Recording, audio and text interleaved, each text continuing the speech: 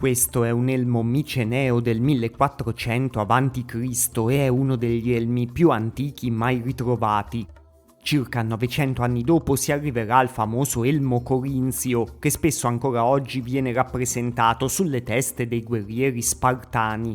Ma solo 100 anni dopo questo succede una cosa strana. Infatti poi il vero elmo più diffuso tra gli spartani era un elmo conico molto più semplice. Com'è successa questa cosa? Beh, in questo video vedremo proprio tutte le tipologie dei famosi elmi dell'antica Grecia e la loro evoluzione nel dettaglio. Ma non ci faremo mancare anche qualche accenno agli elmi che c'erano prima e soprattutto a quelli che verranno dopo, gli elmi dell'epoca romana.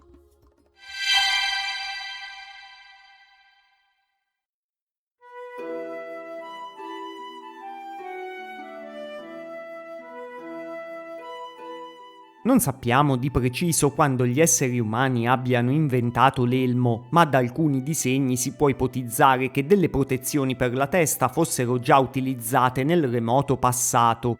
Probabilmente a quel tempo si utilizzavano delle protezioni fatte di cuoio oppure degli elmi primitivi fatti di corde intrecciate che oggi sono chiamati cervelliere.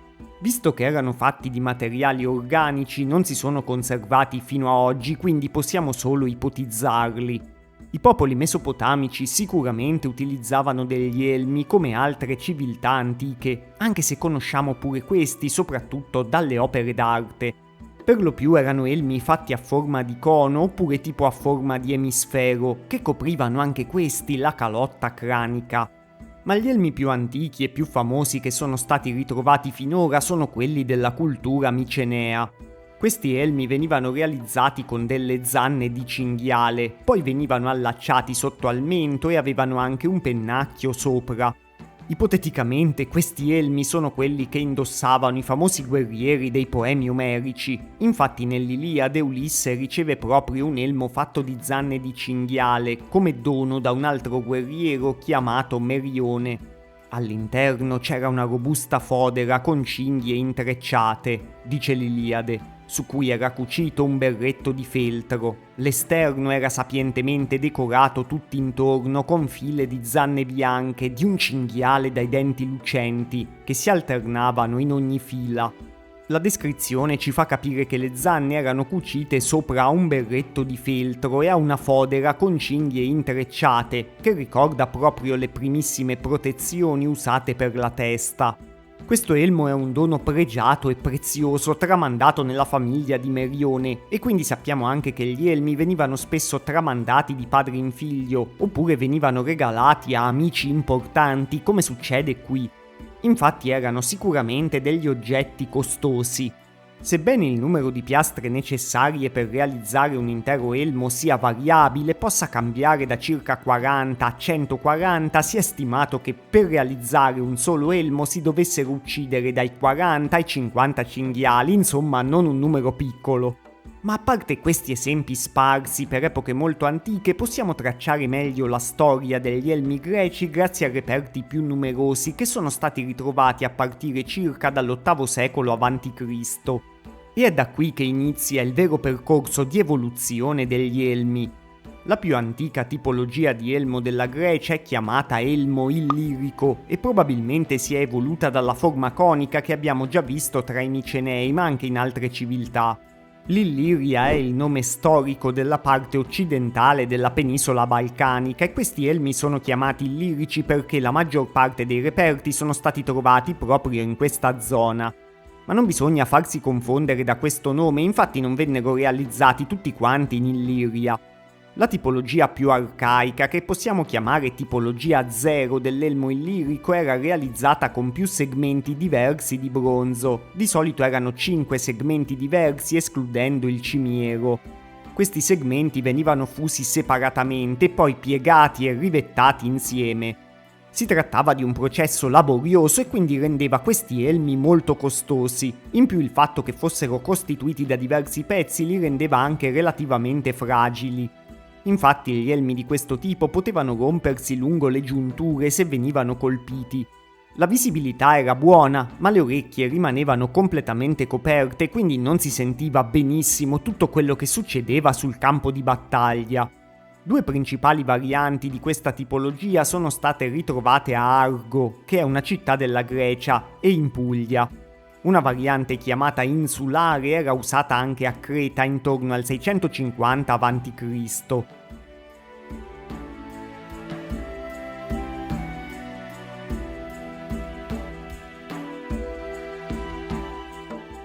L'evoluzione di questo elmo illirico arcaico è l'elmo illirico della tipologia 1 che si diffuse circa tra il 700 e il 650 a.C.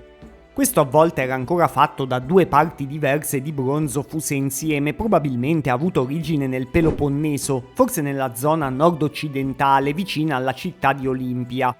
Nonostante questo elmo sia più resistente e meno difficile da realizzare della tipologia arcaica da cui ha avuto origine, anche questo copre le orecchie e lascia il collo completamente scoperto. Lo spazio per il cimiero già qui è stato integrato direttamente sulla parte superiore dell'elmo e di solito ci sono dei buchi o delle sporgenze su questi elmi che sicuramente si usavano per bloccarci il cimiero. Una cosa importante da notare è che tutti questi elmi illirici non hanno il nasale, cioè la protezione per il naso, che invece è una caratteristica protettiva molto importante per proteggere il viso del guerriero. La tipologia 2 dell'elmo illirico è simile alla prima, anche se ha diversi miglioramenti.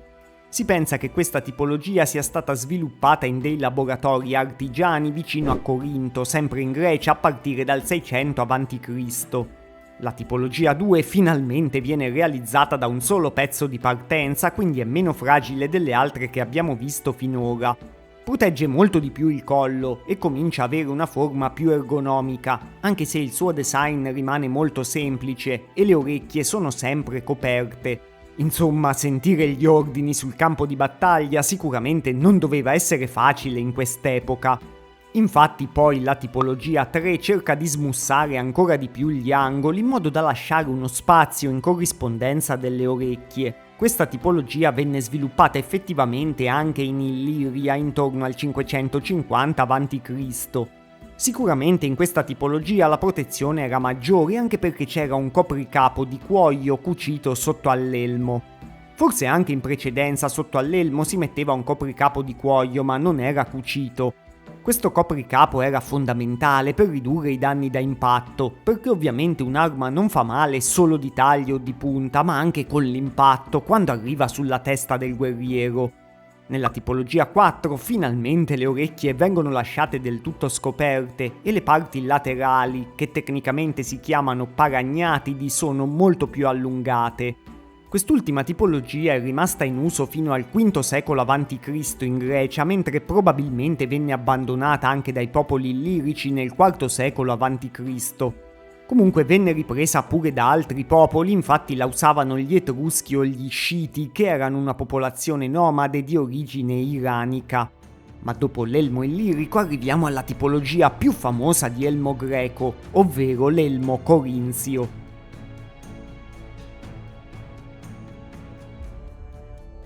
Come prima questo elmo viene chiamato corinzio dalla città di Corinto, ma non era usato solo lì, anzi era diffusissimo. Forse fu ispirato dalla tipologia 1 dell'elmo illirico, o forse no, comunque si sviluppò in parallelo alle tipologie 2, 3 e 4 dell'elmo illirico, quindi nell'antica Grecia si potevano trovare i due elmi contemporaneamente sui campi di battaglia. La prima tipologia di elmo corinzio è sempre realizzata da due pezzi diversi di bronzo e la principale differenza con l'elmo illirico è che ha la protezione per il naso e copre completamente la testa. Anche questa tipologia comunque non lascia scoperte le orecchie. Intorno al 600 a.C. invece si sviluppa una seconda tipologia ricavata da un solo pezzo e con un design più ergonomico. Intorno al 550 a.C. vengono aggiunti all'elmo corinzio alcuni dettagli molto rilevanti.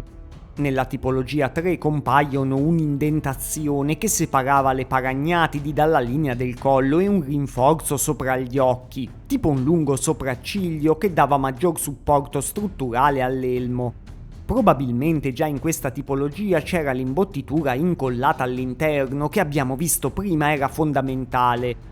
Da questa tipologia 3 si svilupperà anche un'altra tipologia chiamata elmo calcidico che dopo vedremo, e soprattutto la tipologia 4 dell'elmo corinzio. Questa di solito è quella che trovate più rappresentata e è diventata l'elmo greco per antonomasia nell'immaginario collettivo.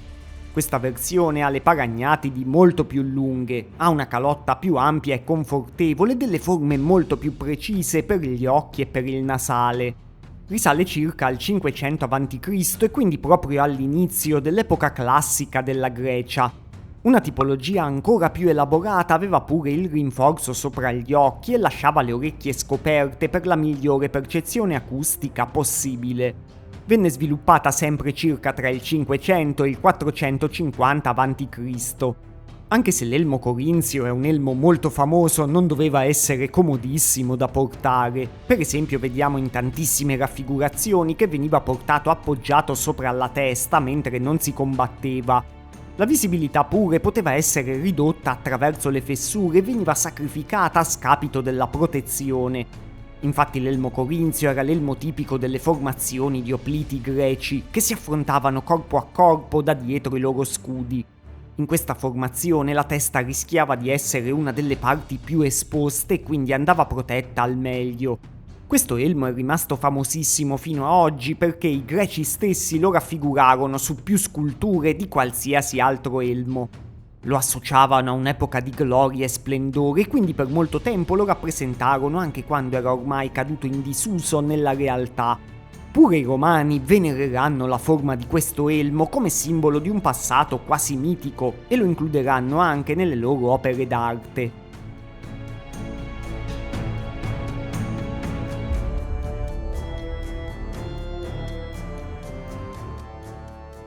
Come avevamo visto dalla tipologia 3 dell'elmo corinzio, probabilmente si sviluppò anche l'elmo calcidico, che però era più aperto e più leggero. Viene chiamato calcidico perché è raffigurato su delle ceramiche che si pensava provenissero dalla città di Calcide, ma in realtà oggi non sappiamo né se l'elmo né se le ceramiche provenissero da qui, quindi è un altro nome convenzionale. Questo elmo era costituito da una calotta emisferica, da due paragnatidi e da una protezione per il collo più lunga e aveva anche il nasale. L'elmo poteva essere costituito da un unico pezzo, oppure le paragnatidi potevano essere fissate separatamente tramite cerniere, cosa che facilitava la costruzione e l'indossatura. L'elmo aveva anche dei buchi per metterci una fodera interna in pelle. Di solito sulla parte superiore dell'elmo c'erano anche delle decorazioni e degli ornamenti. I miglioramenti apportati al design garantivano a chi lo indossava un udito e una vista migliori rispetto all'elmo corinzio, rendendolo più leggero e meno ingombrante. Questo elmo era molto diffuso nella Magna Grecia e ancora al tempo di Alessandro Magno. Si pensa che l'elmo si sia a sua volta evoluto nell'elmo attico intorno al 400 a.C., anche se ha continuato a coesistere con l'elmo attico. L'elmo attico rimase utilizzato fino circa al 200 a.C. e era simile a quello calcidico anche se non aveva la protezione per il naso. È famoso soprattutto perché poteva essere decorato con due piume o due ali sui lati, un design che penso tutti avete sicuramente visto, soprattutto in rappresentazioni di personaggi delle mitologie antiche. In realtà venne apprezzato soprattutto nel sud Italia tra popoli come i Sanniti e i Lucani e acquisì anche lo status di elmo cerimoniale più che da guerra. Infatti l'elmo attico, come quello corinzio, sopravvisse per secoli nelle rappresentazioni artistiche, venendo utilizzato per dare un aspetto arcaico alle raffigurazioni dei generali, degli imperatori e dei pretoriani durante il periodo ellenistico e romano. Così l'elmo attico è diventato anche una parte dell'immagine popolare di un ufficiale romano. Anche se sono stati trovati in realtà pochissimi elmi romani con questa forma, quello più simile è stato trovato in Baviera e risale al II secolo d.C. La cosa storicamente interessante e curiosa è che probabilmente i greci diminuirono molto l'uso di questi elmi così protettivi intorno alla fine del V secolo, infatti dovevano essere abbastanza scomodi. Proprio gli Spartani, che oggi vengono sempre rappresentati con l'elmo corinzio, probabilmente furono tra quelli che usarono di meno questo elmo. Infatti all'epoca della guerra del Peloponneso sappiamo che usavano un elmo chiamato pilos che si era sviluppato da un copricapo con la stessa forma o proprio da quei copricapi di cuoio che si indossavano sotto agli elmi. Questo è un elmo molto semplice di forma conica che sembra un ritorno indietro ai primi elmi che abbiamo visto. Probabilmente le strategie di guerra erano cambiate alla fine del V secolo a.C. e queste richiedevano che la fanteria avesse piene visione e mobilità senza l'impiccio di elmi più elaborati. Il pilos offriva poca protezione ma lasciava un'ottima visibilità e un'ottima percezione acustica. Forse un vantaggio di questi elmi era pure che erano molto più economici da realizzare. Magari prima solo pochi guerrieri avevano quegli elmi elaborati, mentre un pilos poteva essere realizzato per ogni guerriero schierato. Si ipotizza che proprio gli Spartani avessero adottato in grande quantità questo elmo, quindi l'immagine che abbiamo oggi dei loro elmi in stile 300 potrebbe essere accurata solo per brevi porzioni della loro storia, o anche essere del tutto sbagliata. Il pilos avrà un grandissimo successo, infatti verrà usato sia dagli Etruschi ma anche dai Bizantini molti secoli dopo. La storia dell'evoluzione degli elmi greci è interessante proprio perché alla fine vede un ritorno alle origini verso elmi più aperti e semplici ispirati a dei cappelli. Un altro elmo ispirato a un cappello è l'elmo beotico, che era modellato sul petasos, un tipo di cappello da sole greco solitamente fatto di feltro. Infatti se lo guardate assomiglia al tipico cappello da pescatore che si usa ancora oggi con una grande visiera. Questo tipo di elmo veniva ricavato da un'unica lastra di bronzo utilizzando uno stampo e uno di questi stampi fatto di calcare è stato addirittura ritrovato e è ancora esistente. Veniva usato tra il 400 e il 300 a.C. prevalentemente dai cavalieri che avevano bisogno di un'ottima visione intorno a sé. Lo storico e militare greco Senofonte ci parla dell'elmo beotico e lo chiama proprio così, quindi è il primo elmo che aveva già questo nome anche nella Grecia antica. Secondo lui è ottimo proprio per la cavalleria perché non solo offre la massima protezione a tutte le parti sopra la corazza, ma consente anche una visione libera. Alessandro Magno equipaggerà i suoi cavalieri con questo elmo, probabilmente seguendo proprio il consiglio di Senofonte.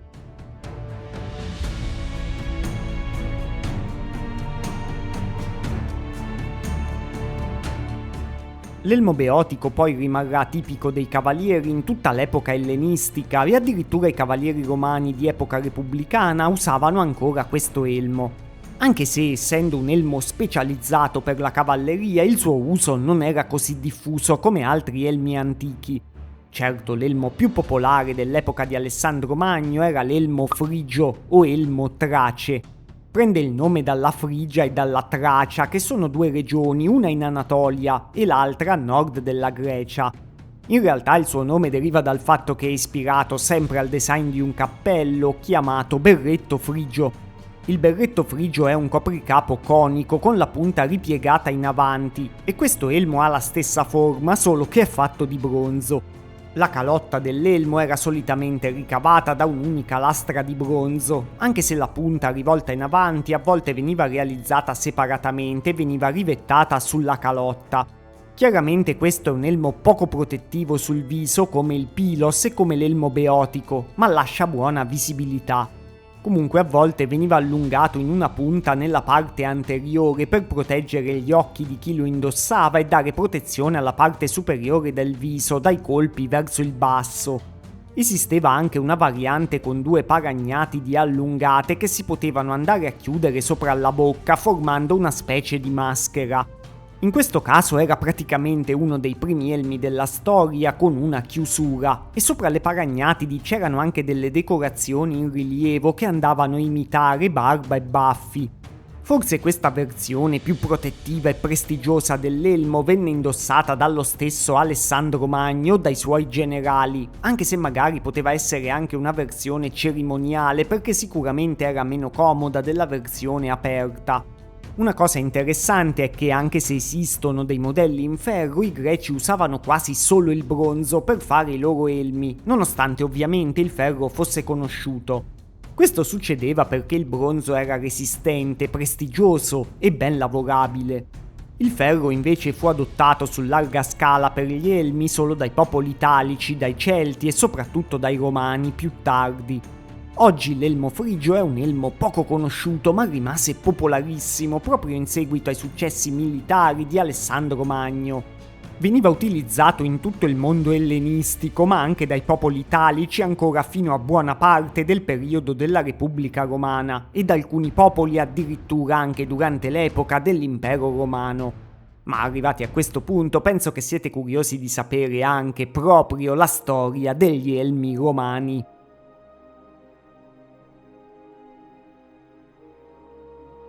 In Italia, prima dei Romani, la civiltà villanoviana aveva degli elmi conici a punta che erano simili a quelli che abbiamo trovato in epoca arcaica anche da altre parti.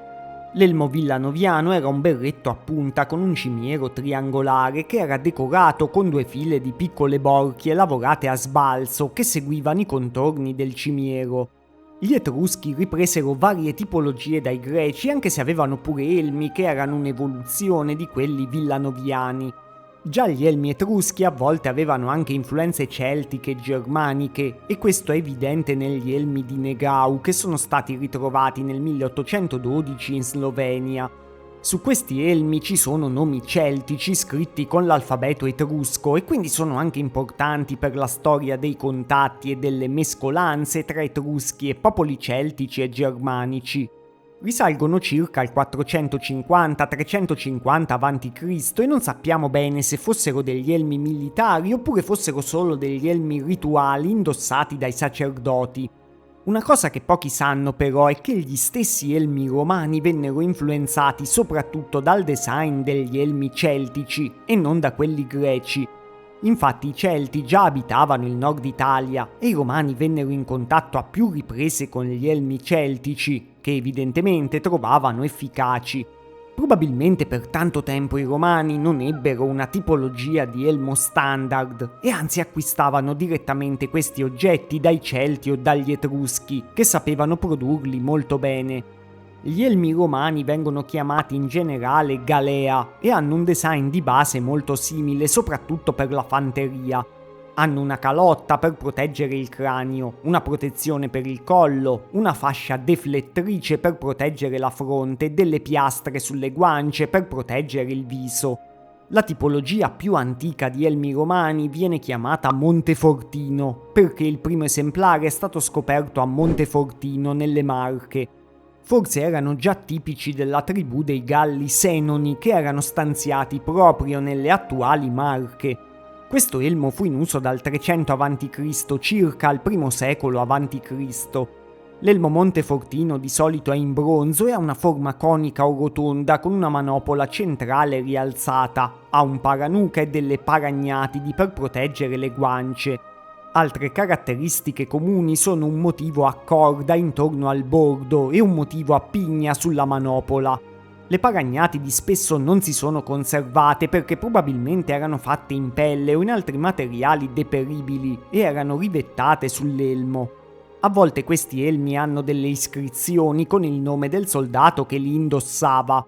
Questo era un elmo molto semplice che lasciava buona visibilità e buona percezione acustica e sembra in generale già un esempio del grande pragmatismo dei Romani.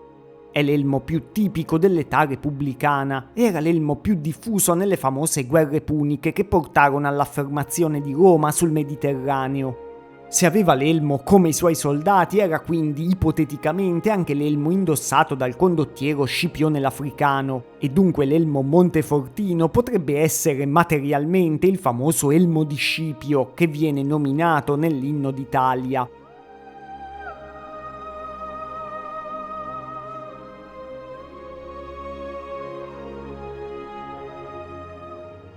Gli esemplari più antichi dell'elmo Montefortino sono più pregiati e più decorati, mentre intorno al 100 a.C. cominciano a comparire degli esemplari meno decorati che probabilmente venivano prodotti in modo più economico. Questo perché Caio Mario fece delle riforme dell'esercito permettendo a tutti i cittadini di arruolarsi indipendentemente dalla loro classe sociale, così anche gli elmi e le armi andavano prodotti in numeri molto più grandi e per persone più povere. L'elmo montefortino ha alcune sottotipologie diffuse soprattutto tra il I secolo a.C. e il I secolo d.C. e queste hanno alcune piccole aggiunte. Per esempio la protezione per il collo in queste varianti può diventare più grande e possono comparire dei ganci per trasportare l'elmo quando non viene indossato. In epoca repubblicana alcuni soldati romani portavano anche delle pelli di lupo o di altri animali sopra l'elmo, una cosa che magari avete visto in qualche film. Originariamente erano di solito soldati poveri e giovani che andavano all'avanguardia lanciando giavellotti. Le pelli servivano per renderli più spaventosi e per far vedere il loro coraggio, una cosa simile a quella che faranno poi probabilmente anche i famosi berserker norreni. In epoca imperiale invece le pelli erano tipiche dei soldati portabandiera. Ormai questo era un segno di riconoscimento formalizzato. I portabandiera non erano più dei giovani, anzi erano dei veterani stimati. Entrando in contatto con i greci, i romani avevano anche deciso di imitare il famoso elmo corinzio che abbiamo visto prima, ma lo avevano fatto a modo loro. E questo modo è decisamente comico. Infatti in Italia l'elmo corinzio diventò un elmo a forma di berretto da fantino, chiamato elmo italo-corinzio, etrusco-corinzio, apulo-corinzio, con la caratteristica protezione per il naso e le fessure per gli occhi che diventarono delle semplici decorazioni sulla calotta. Insomma, i romani avevano disegnato le caratteristiche dell'elmo corinzio sopra alla testa dei loro soldati. Questa cosa secondo me è interessantissima in generale perché ci fa vedere come sia facile fraintendere le informazioni storiche. I romani dovevano aver visto questi elmi non tanto dal vero perché ormai erano in disuso, ma li avevano visti raffigurati a quintali sulle opere d'arte greche. Ma visto che nelle opere d'arte i guerrieri li portano sopra alla testa, avevano pensato che questi elmi si portassero così e quindi avevano creato il design dell'elmo italo-corinzio. Ma in realtà i romani avevano fatto una ricostruzione storica completamente sbagliata perché, come abbiamo detto prima, gli elmi venivano portati sopra la testa quando il guerriero era a riposo. Per assurdo, tra i romani, questi elmi, che oggi possiamo considerare abbastanza ridicoli, erano considerati molto prestigiosi, erano costosi e tipici degli alti ufficiali. In alcuni casi, come abbiamo detto prima, anche l'elmo greco-attico venne rielaborato in delle varianti molto decorate e probabilmente era destinato sempre a persone ricche, forse più per contesti celebrativi che per le vere battaglie. Insomma, come tutti sapete, i romani volevano farsi eredi della cultura greca e lo facevano anche con gli elmi, anche se la reinterpretavano un po' a modo loro.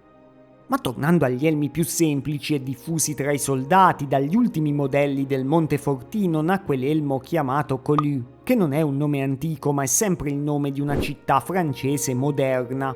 Questo elmo ha una calotta perfettamente emisferica, ha una protezione per il collo e una sporgenza sulla fronte per deflettere i colpi. Di solito aveva le paragnatidi separate ma erano realizzate in metallo e poteva avere o non avere la manopola sull'apice. Poteva essere realizzato in bronzo o in ottone, ma dei modelli più tardi sono anche fatti in ferro, una miglioria sicuramente importante per l'elmo che finora non era stato fatto in questo materiale. L'elmo Collux è uno degli elmi romani più famosi, infatti era quello utilizzato dalle legioni di Cesare e nelle guerre civili del I secolo a.C. Veniva prodotto in grandi quantità e è l'ultimo elmo della Roma repubblicana, infatti poi verrà sostituito dal tipo di elmo imperiale, di cui adesso parleremo.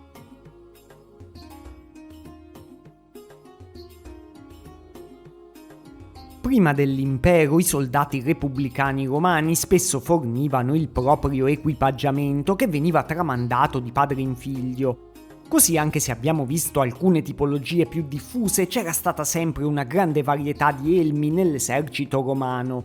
Con l'impero invece arrivarono anche un'organizzazione molto più rigida e una grande standardizzazione in tantissimi ambiti del mondo romano, inclusi ovviamente gli elmi. La Roma imperiale si affidava ormai a un esercito professionale e provvedeva a commissionare la produzione di elmi per le sue legioni.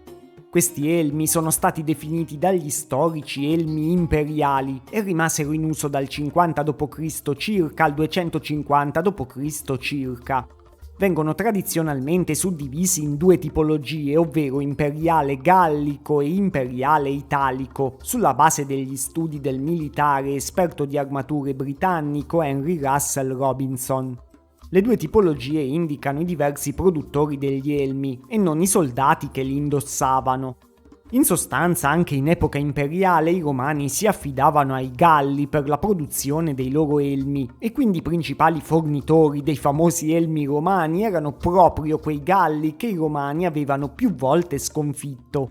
Gli stessi elmi imperiali romani vengono considerati come influenzati anche dal tipo di elmo gallico chiamato agen, che veniva indossato proprio dai capi gallici affrontati da Giulio Cesare. Gli elmi imperiali italici invece vengono considerati delle imitazioni di quelli gallici, ma avevano una qualità un po' minore. Probabilmente, vista la grande richiesta di elmi per le legioni, questi venivano prodotti anche in altre zone dell'impero, imitando la tecnica dei Galli, ma non riuscendo sempre a raggiungere lo stesso livello. Anche se con il passare del tempo pure gli elmi imperiali italici raggiunsero la stessa qualità degli altri, risultando alla fine quasi indistinguibili da quelli di manifattura gallica. L'elmo imperiale è anche l'ultima evoluzione dell'elmo Collier, a cui assomiglia molto, anche se tutte le caratteristiche dell'elmo Collier sono molto più pronunciate nell'elmo imperiale. Infatti l'elmo imperiale ha due paragnati di metallo molto ampie, una protezione per il collo sul retro, anche questa molto più grande e ribassata, e ha pure la visiera sulla fronte per deflettere i colpi, molto più spessa e pronunciata. Questo elmo ha addirittura dei paraorecchie sporgenti e a un certo punto venne dotato di due barre rivettate trasversalmente sulla calotta dell'elmo. Questa innovazione ha una storia specifica molto interessante, infatti le barre vennero introdotte durante le guerre daciche, all'inizio del secondo secolo d.C. Come si capisce dal nome, queste furono le guerre di conquista della Dacia sotto la guida dell'imperatore Traiano, che come tutti sapete vengono rappresentate anche sulla famosa colonna traiana. I Daci, che vivevano circa nella zona dell'odierna Romania, usavano armi che i romani non avevano affrontato prima, come delle spade ricurve o delle falci, che riuscivano a danneggiare molto la calotta dell'elmo imperiale. Così i romani approntarono in fretta e furia questa miglioria per rinforzare la calotta dell'elmo con queste due barre incrociate, che rendevano inefficaci i colpi dei Daci.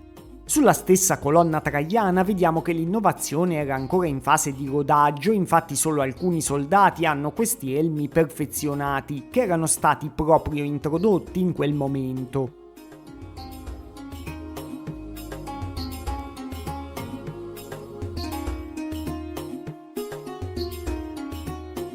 Questo elmo imperiale veniva realizzato in bronzo o ottone, ma spesso anche in ferro. C'erano pure delle varianti con più decorazioni, alcune anche in oro, che probabilmente erano riservate agli ufficiali di rango più alto o a dei corpi speciali come la guardia pretoriana. Un'altra caratteristica famosa in generale degli elmi imperiali romani è la cresta, che di solito viene rappresentata con colori sgargianti, rossa, viola, gialla oppure anche in nero.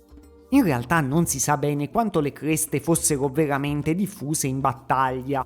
Probabilmente i centurioni che davano gli ordini le avevano molto evidenti e le indossavano anche in battaglia perché loro dovevano essere visibili e riconoscibili ai soldati, mentre magari gli altri soldati le usavano più in occasioni celebrative.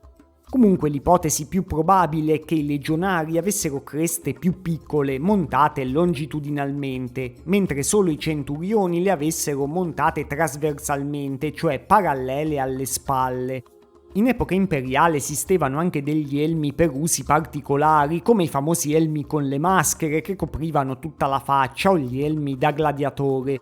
Gli elmi con le maschere probabilmente non venivano usati in guerra perché sarebbero stati molto scomodi, ma erano sempre elmi da parata. Invece gli elmi da gladiatore con la visiera a griglia venivano davvero utilizzati da alcune tipologie di gladiatori. Questa visiera era molto resistente e proteggeva da colpi diretti al volto, ovviamente riduceva la visibilità, ma il gladiatore non aveva bisogno della stessa visione a 360 gradi del legionario che combatteva su un grande campo di battaglia.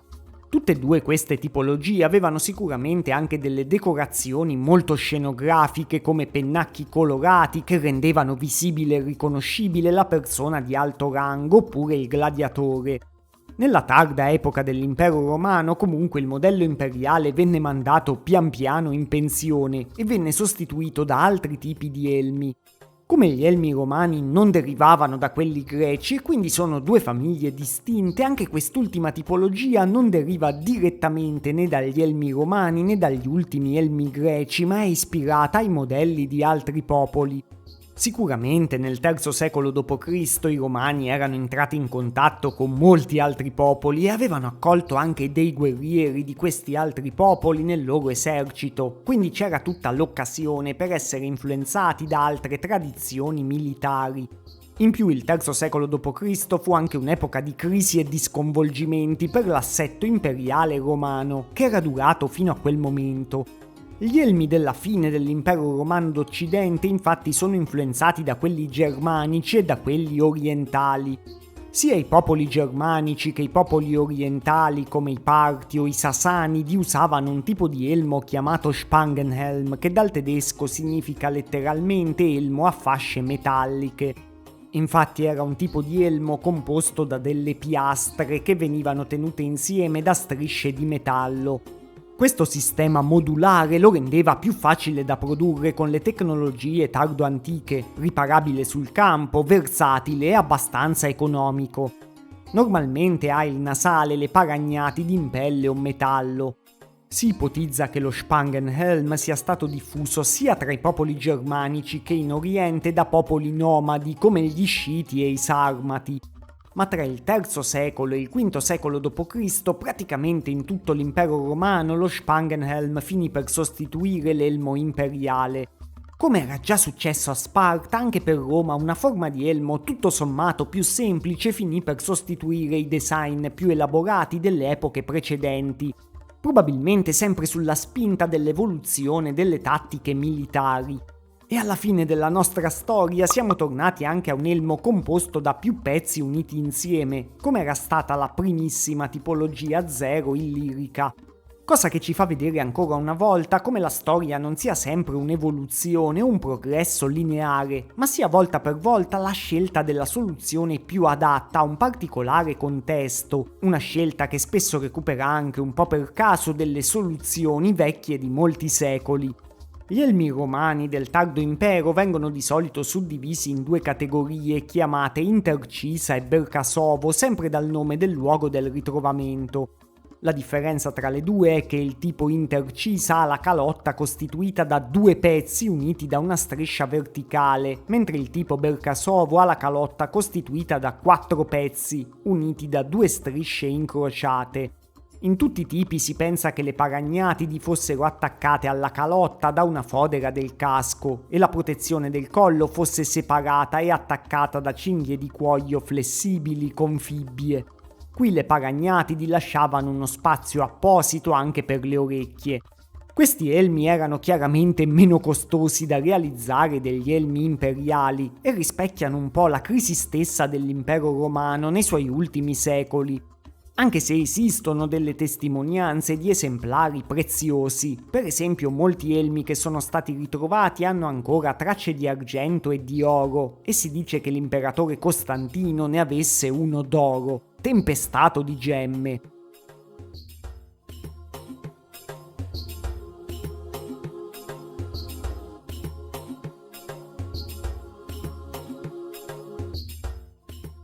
La tipologia Spangenhelm è l'ultima dell'età antica e anche la prima del Medioevo, infatti rimase in uso nell'Alto Medioevo tra bizantini e popoli germanici per molti secoli.